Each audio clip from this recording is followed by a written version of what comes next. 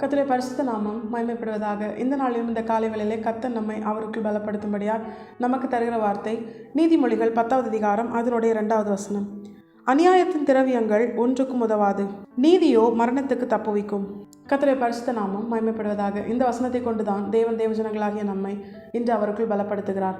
நம்முடைய வாழ்க்கையிலும் அநேக காரியங்கள் நமக்கு உதவும் என்று சொல்லி நம்ம என்னெல்லாமோ செய்கிறோம், அதிகமாக பிரயாசப்படுறோம். உலக காரியங்களில் ஐஸ்வர்யத்தை சம்பாதிக்கும்படியாய் என்னென்னலாமோ ஒரு மனுஷன் தன்னுடைய வாழ்க்கையில் அதிகமாக பிரயாசப்படுகிறான். ஆனால் வேதம் தெளிவாக சொல்லுகிறது, ஒரு மனுஷனுடைய வாழ்க்கையில் அவன் செய்கிற நீதி தான் அவனை மரணத்திற்கு தப்பு வைக்குமாம். தேவஜனங்களாகிய நம்முடைய வாழ்க்கையில் ஆவிக்குரிய அர்த்தமாக இந்த வசனத்தின் மூலம் கர்த்தர் நமக்கு உணர்த்துகிற காரியம் என்ன தெரியுமா? 2ஆம் மரணம் என்கிற அக்னியும் கந்தகம் எரிகிற நரகத்தினால் ஒரு மனுஷனுடைய ஆத்மா சேதப்படாதபடிக்கு அவன் காக்க வேண்டுமானால் அவனுடைய வாழ்க்கையில் நீதியுள்ள வாழ்க்கை வாழ்கிற ஒரு மனுஷனாக இருக்கணும். அதற்கு ஒரு பெஸ்ட் எக்ஸாம்பிள் தான் நம்முடைய ஆண்டவராக இயேசு கிறிஸ்து. அவர் தேவனோடு இருந்தவர், அவர் தேவனாக இருந்தவர். யோவான் 1:1 பிரகாரம் அவர் தேவனோடும் தேவனாகவும் இருந்தவர். அவர் மனுஷ ரூபமாய் அடிமையின் சாயலாய் வந்து நமக்கு வழியை காண்பிக்கும்படியாய், நமக்கு இந்த சத்திய மார்க்கத்திலே நாம் நடக்கும்படியான வழியை காண்பிக்கும்படியாய், இம்மையிலும் மறுமையிலும் ஜீவனை நாம் பெற்றுக்கொள்ளும்படியாய் கர்த்தர் தம்முடைய வாழ்க்கையில் வேதத்தில் சொல்லப்பட்ட எல்லா நீதிகளையும் நிறைவேற்றினார். அதிலே அவர் முதலாவது அந்த நீதிகளின் துவக்கமாய் அவர் செய்ததுதான் ஞானஸ்நானம். ஒரு மனுஷனுடைய பழைய பாவ வாழ்க்கை, பழைய பாவ சரீரம் அடக்க பண்ணப்படுகிற அந்த அனுபவத்தை தான் ஞானஸ்நானம் என்கிற நீதி உணர்த்துகிறது. ரோமர் 6வது அதிகாரத்தில் நம்ம பார்க்கிறோம், எவன் ஒருவன் இயேசு கிறிஸ்துவினுடைய மரணத்தின் சாயலுக்கு உட்பட்டவனாக இருக்கிறானோ அவனால் மட்டுமே இயேசு கிறிஸ்துவின் உயிர்த்தெழுதலின் சாயலோடு இணைக்கப்பட முடியும்.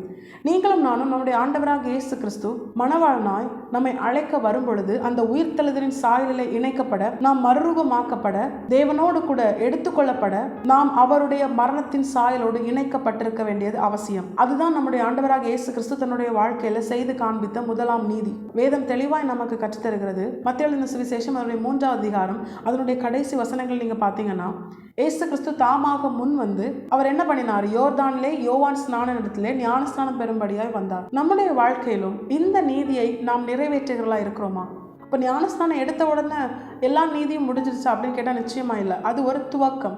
ஆண்டவர் சொல்றாரு, இப்படி எல்லா நீதிகளையும் நிறைவேற்றுவது நமக்கு ஏற்றதா இருக்கிறது. அதுவும் ஒரு நீதி தான். முதலாவது ஆண்டவராக இயேசு கிறிஸ்து செய்த நீதி, அது அவர் நிறைவேற்றின நீதி. அதுதான் அவருடைய வாழ்க்கை தான் நமக்கு வழியாக இருக்கிறது. அவருடைய வாழ்க்கையின்படி வாழ நம்மை அர்ப்பணிக்கும் பொழுது அந்த சத்தியத்திற்கு நம்மால் கீழ்ப்படிய முடியும். ஏன்னா இயேசு கிறிஸ்து மூலமாக தான் சத்தியமும் கிருபையும் கொடுக்கப்படுகிறது. இந்த சத்தியத்தை நம்மால நம்முடைய பலத்தால கீழ்ப்படிய முடியாது. ஆனா ஆண்டவராக இயேசு கிறிஸ்து அதனோடு கூட நமக்கு அதை கீழ்ப்படியும்படியான பலனாகிய கிருபையும் நமக்கு தருகிறார். கிருபையின் பலத்தினால் தான் நம்மால் சத்தியத்திற்கு கீழ்ப்படிய முடியும். நம்முடைய ஆண்டவராக இயேசு கிறிஸ்து தன்னை குறித்து சொல்லும் பொழுது, நானே வழியும் சத்தியம் ஜீவனுமா இருக்கிறேன் என்று சொல்றாரு. அவரை வழியாய் கொண்டு இந்த சத்தியத்திற்கு கீழ்ப்படிந்தால் மட்டுமே இம்மையிலே ஜீவனையும் மறுமையிலே நித்திய ஜீவனையும் சுதந்திரிக்க முடியும். ஆண்டவர் தெளிவாய் நமக்கு காண்பித்து தருகிறார், நீதியோ மரணத்துக்கு தப்பு வைக்கும். அநேக காரியங்களை மனுஷன் பிரயாசப்பட்டு செய்கிறதுனால ஒரு பிரயோஜனம் இல்லை. தேவன் தெளிவாய் நமக்கு காண்பித்து தருகிற பிரதானமான காரியம், நம்முடைய ஆத்துமா 2ஆம் மரணத்தினால் சேதப்படாதபடிக்கு அதை தேவன் காக்க வேண்டுமானால், நித்திய ஜீவனாக இயேசு கிறிஸ்துவை நாம் சுதந்திரிக்க வேண்டுமானால் நீதியை நிறைவேற்றுகிற தேவஜனங்களா இருக்கணும். ஆதியாகமம் துவங்கி வெளிப்படுத்தின விசேஷம் வரைக்கும் அநேக காரியங்களை தேவன் நமக்கு கற்றுத்தருகிறார். அதை தான் ஏசாயா 53வது அதிகாரம் அதனுடைய 16வது வசனத்துல, தம்மை பற்றி அறிகிற அறிவினால் அநேகரை நீதிமான்கள் ஆக்குவார் என்று வேதம் நமக்கு தெளிவாய் காண்பித்து தருகிறது. எவன் ஒருவன் வேதத்தை வாசித்து அதை கீழ்ப்படிந்து அதில் சொல்லப்பட்ட நீதிகளை நிறைவேற்றுகிறானோ, இயேசு கிறிஸ்துவின் வாழ்க்கையில அவர் நிறைவேற்றி காண்பித்த நீதிகளை நிறைவேற்றுகிறானோ, அவனால் மட்டுமே நித்திய ஜீவனை சுதந்திரிக்க முடியும். அவன் மேல்தான் 2ஆம் மரணமாகிய அந்த நரகத்திற்கு அதிகாரம் கிடையாது.